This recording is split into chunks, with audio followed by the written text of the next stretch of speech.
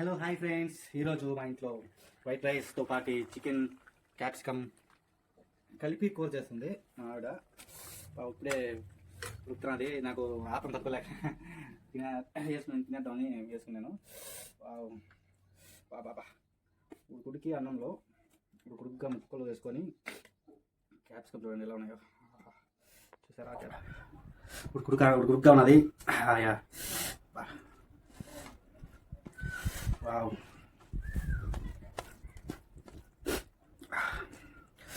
Capsicum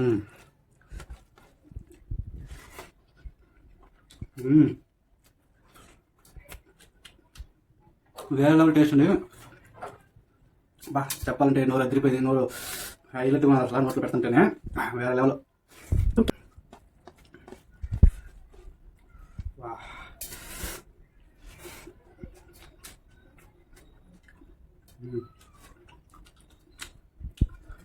ఉడికే కలర్లో నీళ్ళు వచ్చేస్తున్నాను కదా.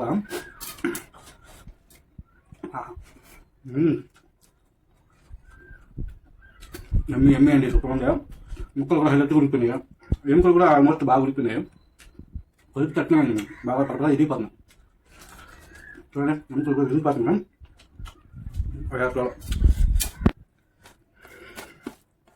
కూర మళ్ళీ ఉందండి, జ్యూసీగా.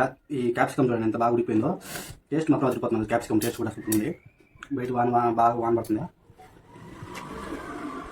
అందులో చికెన్ క్యాప్సికమ్ వేసుకొని తింటుంటే వేరే లెవెల్.